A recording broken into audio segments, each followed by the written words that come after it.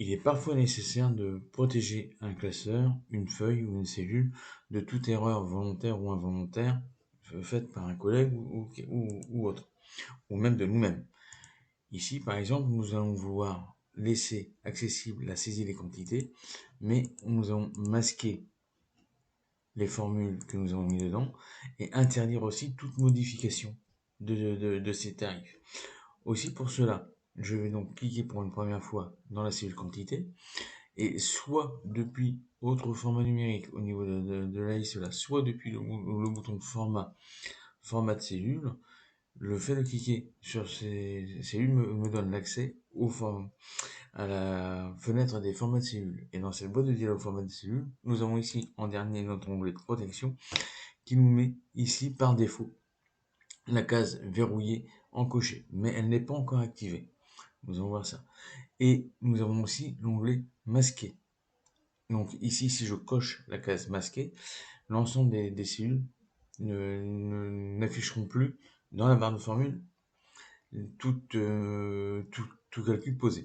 Aussi pour cela, je vais donc laisser la case masquée ainsi, mais je vais décocher la case verrouillée, laissant ainsi l'accès à cette cellule-là.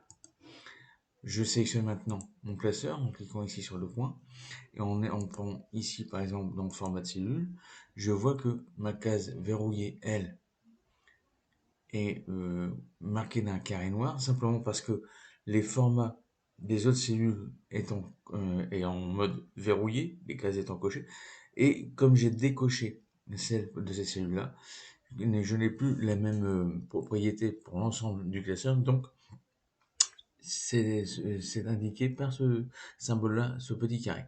Par contre, je vais cocher la case masquée pour dire bloquer la visibilité de toute donnée depuis la barre de formule. Je valide par OK. Et maintenant, notez que si je clique ici, la protection n'étant pas encore activée, tout est visible. Alors que la même chose faite une fois que je vais cliquer sur format, donc depuis l'onglet accueil, dans le bloc cellule, je viens sur le bouton format et je descends sur protéger la feuille. Tout à l'heure, j'avais fait ôter la feuille, ôter la protection de feuille pour dire avoir accès. Là, je fais ça. On peut mettre un mot de passe pour dire protéger cela ou pas. Ce n'est pas une obligation. Mais le fait de cliquer sur OK, j'active ainsi ma propriété et vous voyez que là maintenant, je ne vois plus les formules. Non seulement je ne vois plus les formules, mais comme j'ai déverrouillé ici, je peux très bien mettre une valeur quelconque, mais quelques se font. Mais si je voulais par exemple modifier involontairement le prix, il me met le message comme quoi la cellule graphique ne peut pas être modifiée. Si jamais je voulais modifier ce tarif, le passer à 44,50, il me faudrait venir ôter la protection de cellule pour modifier le tarif et le tour serait joué.